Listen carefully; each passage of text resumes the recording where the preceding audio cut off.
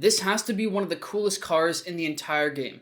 Not only could it drive both on land and in water, but it's also equipped with machine guns, missiles, and a rocket booster, making this thing a must-have in GTA 5. So with that being said, in today's video, we will be doing some old and new money methods to be able to afford this $4 million car. So to start off the money grind, we did something that we haven't yet done on this series so far, and that's a vehicle import-export business. Now, of course, we got one of these warehouses a few episodes ago so that we could purchase the Phantom Wedge, but today we're going to put the business side of it to use.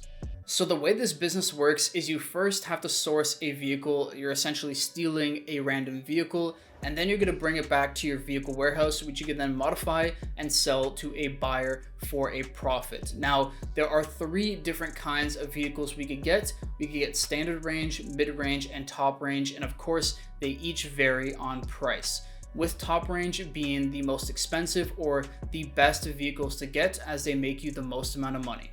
So that in essence is how you can run this business. But of course, each source mission gives you a random type of vehicle. So you're not always going to get top range. Sometimes you'll get standard, sometimes you'll get mid range. So for this video, I ended up doing a total of 10 source missions, with 3 of them giving us a top range vehicle. Now, top range vehicles can usually be sold for $100,000, but in order to sell one, you have to spend $20,000 to modify it. So usually, let's say in an invite only session, you can sell on a top range vehicle for $80,000 profit.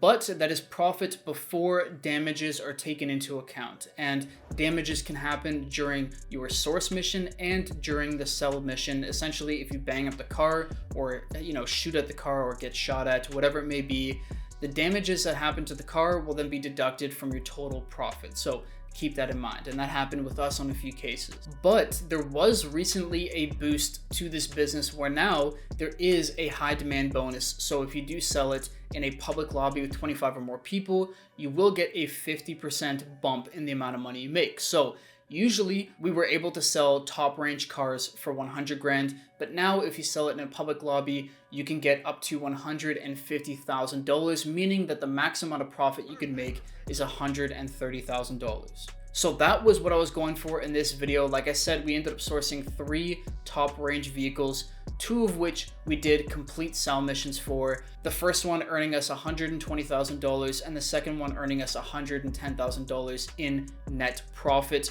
But when we got to the third one, that's where things got a little ugly, because there seems to be a glitch going on where every single time I went to sell the car, it would just disappear from my inventory. The mission would be canceled and then it would disappear. And I sourced the same car 3 times in a row, and every single time I tried to sell it, it would just disappear. So unfortunate. I really wanted to do more with the business in this episode, but I had to cut it short there because we were essentially just wasting our time. I was only going to sell these in public sessions because that would make us the most amount of money.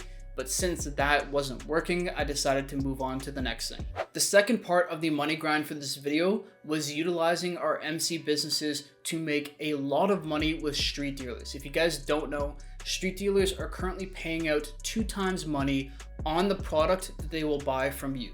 So usually you can make about $200,000 to $250,000 by selling to every single street dealer each day in GT5 Online, but currently it's paying out $500,000. And in this video, we ended up doing it twice.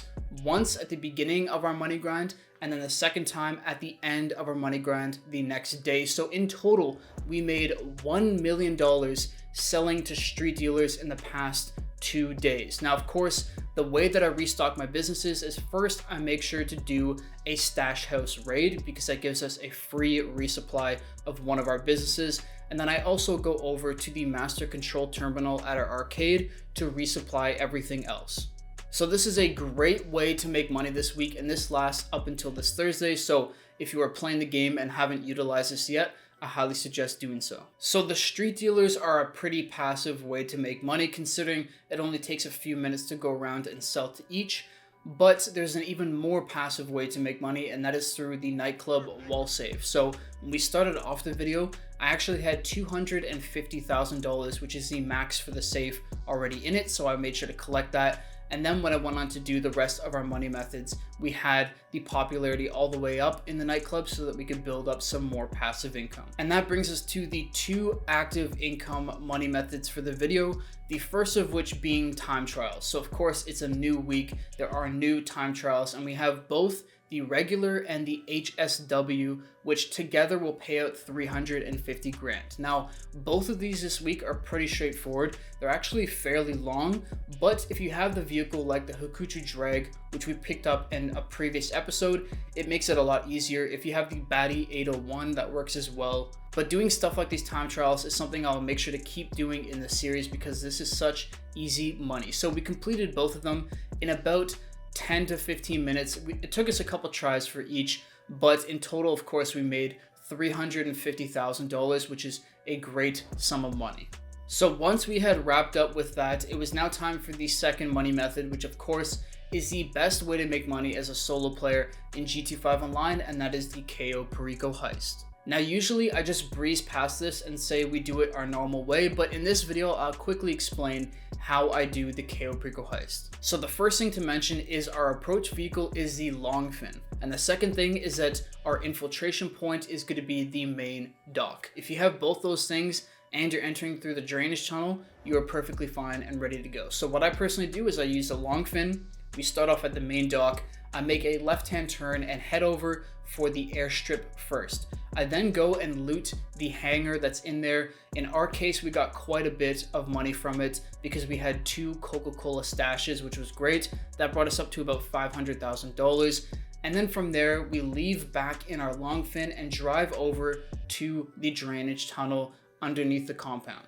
I then enter the drainage tunnel from there and take our normal route through the compound. I'll leave my guide in the description down below, but it's a really straightforward one. We get in, get through, and of course, this time for our primary target, we ended up getting the ruby necklace, which is pretty good. It's $1 million, it's the second worst one, but we'll still take it. So we ended up leaving with that and taking that money from the safe in the office, which left us with about $1.6 million of loot.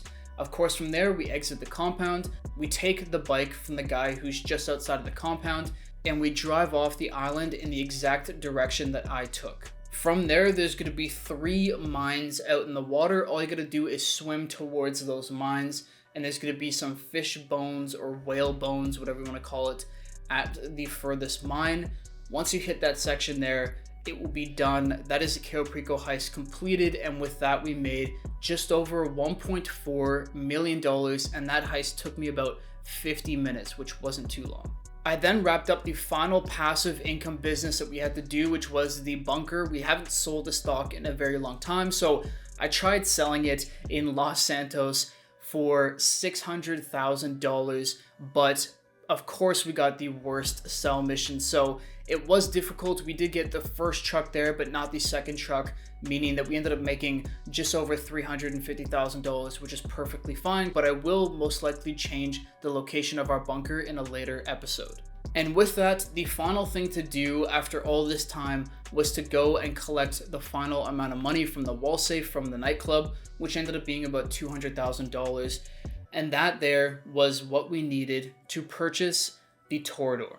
Now, like I said in the intro, this car is a car/submarine, which is really cool. So, of course, it drives on land and it's pretty quick, has decent handling, but also it can go underwater and we could go to the depths of the ocean with this car, which is very cool.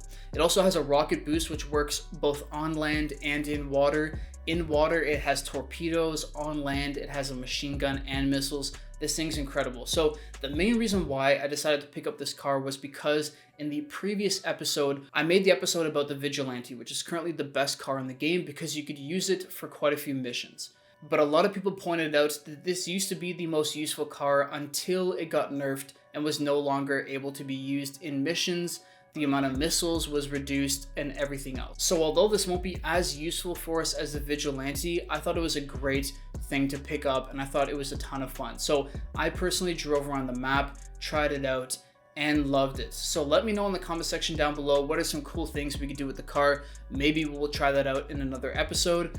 Is it worth the money? 100% I think it is. It's a ton of fun and I'm very glad that we picked this up for the series. With that being said, I'll see you all on the next one. Peace.